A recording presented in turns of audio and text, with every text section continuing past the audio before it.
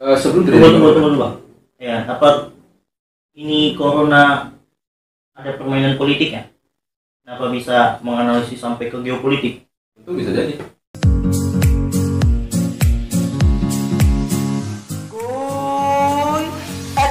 Oke, selamat datang di studio Bacota.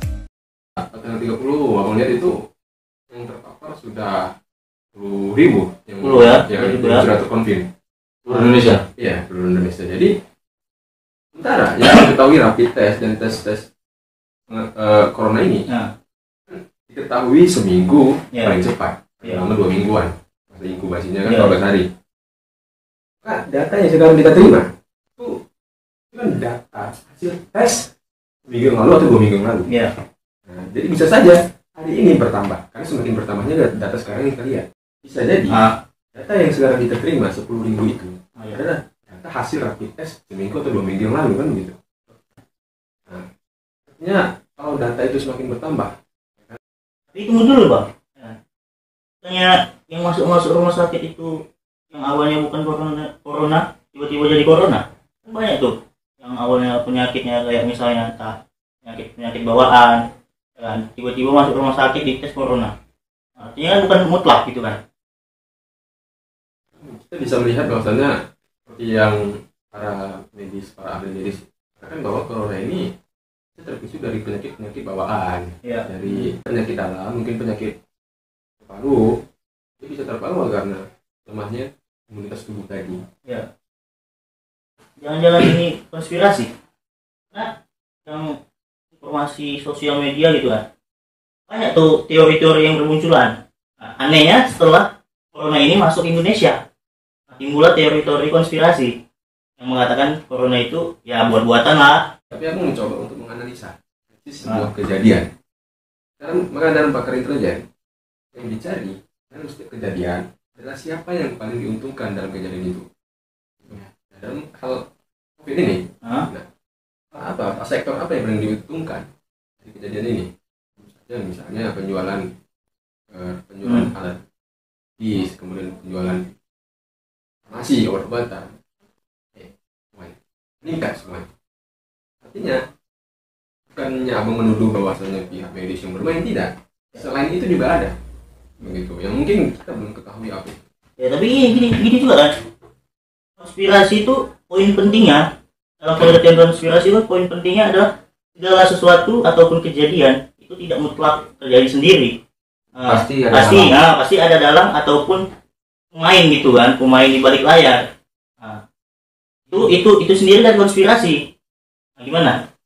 Mungkin saya percaya dalam arti gini, bagaimana mungkin bangda sekalian ketahui di berita yang beredar bahwasanya ini para elit dunia yang bermain. Dalam arti sosok founder dari Microsoft, Bill Gates. Beliau bakal tahu ada wabah di 2019 akhir, atau kita bilang di 2020 ini sejak tahun 2017. Sejak tahun 2017. Tetapan tanggal dan bulan kita kan ketahui. Tapi pertanyaannya, kenapa? Tapi bentar dulu. Tahu nilai mengatakan seperti itu dari mana gitu kan? Bahwasanya Bill Gates itu mengeluarkan statement seperti itu.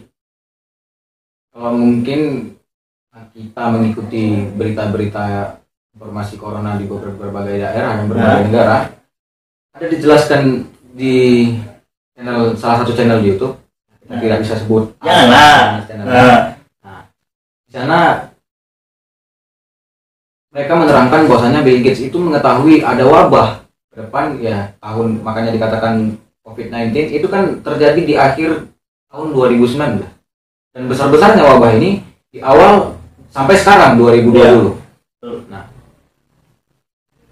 Dan kita berbicara salah satu negara yang bisa dikatakan ibu kota dunia, pusat apalah yang dikatakan dunia.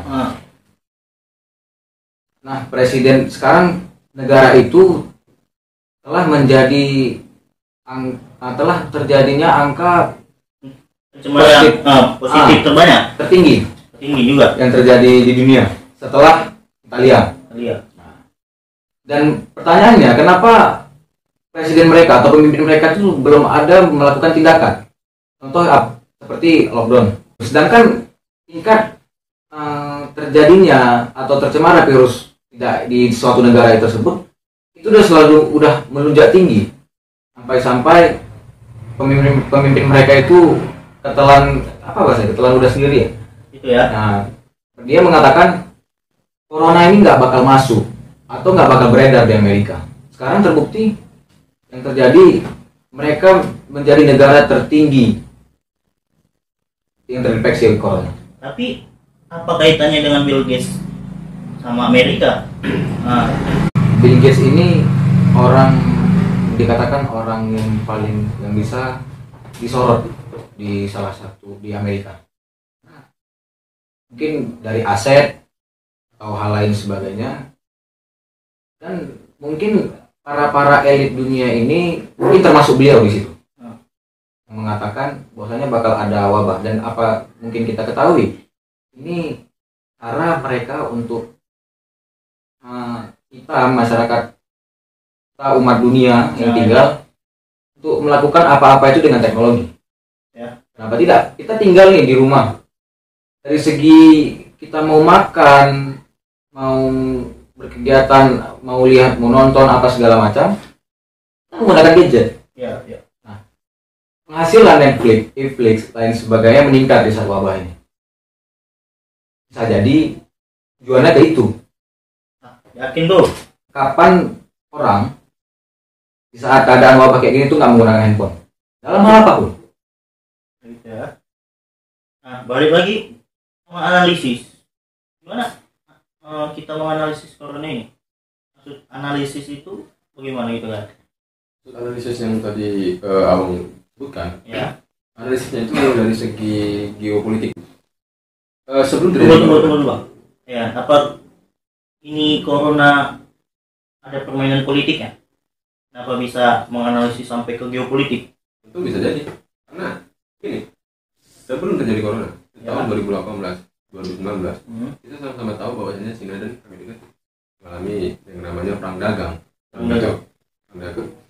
Mereka kejar-kejaran itu, impor ekspornya makin tinggi, ya kan? Dengan Amerika sebagai superpower, negara superpower, dan Cina sebagai negara superpower, mereka ini ingin memiliki hegemoni, pengaruh di dunia. Kita bisa kembali tadi bisa menganalisis bahwasannya kenapa ini, ya kan? Sebelum terjadi corona, tanggal kalau tidak salah tanggal 19 Oktober 2019 ya, itu tentara Amerika itu dikirim ke Wuhan pertandingan militer. Nah, jadi setelah 19 Oktober mereka di sana, ya kan, sekitar 300 militer di sana itu ada di Wuhan waktu itu. Gimana bang tahu? Coba ada beritanya di media. Oke, aku ingat nih, apa ada kaitannya yang dibilang sama Sila ini mengenai Bill Gates yang katanya yang membuat konspirasi corona ini? Karena aku ingat ada katanya Bill Gates juga terbongkar dokumennya, termasuk yang tadi aku bilang tentara orang itu latihan di Wuhan gitu ya, atau dari data tersebut ya. Karena kita pertama lah kita masuk ke tentara ini dulu.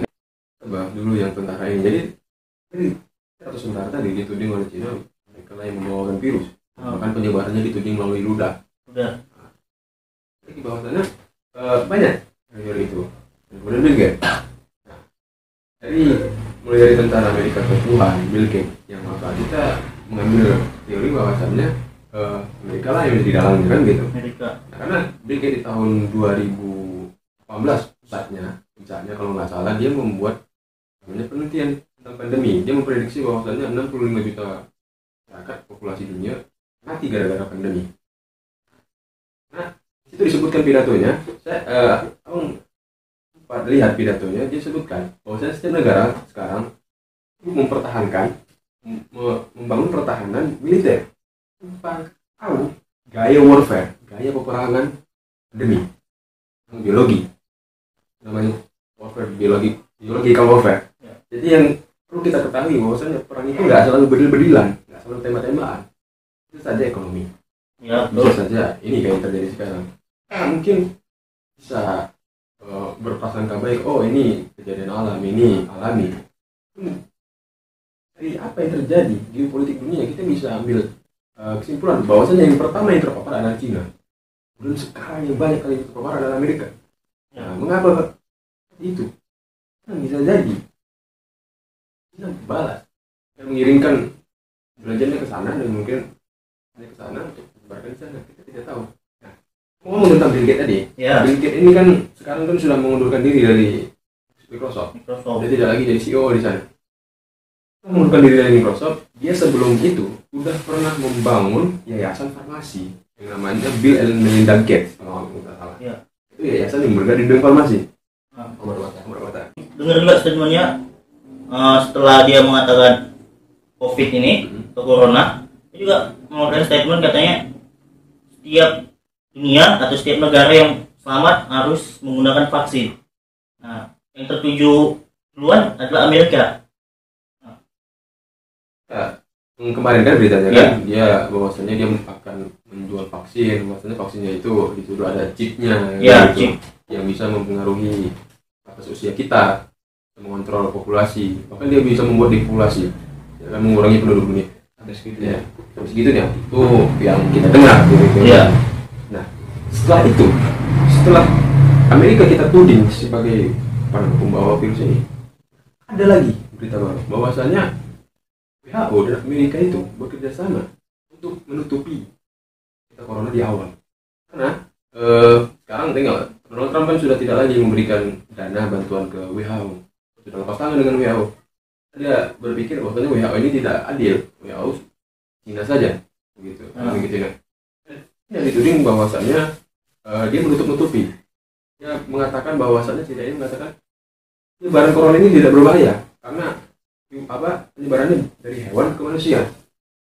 Itu yang itu pertama kali. Namun penyebarannya kan kita sudah sama tahu bahwasanya manusia jadi distribusinya itu cepat tanpa kita sadari. Nah, itulah kira-kira. Tahu nggak? Itu kan tadi yang maraknya corona, media mengangkat pertama kali Cina atau Wuhan, ya.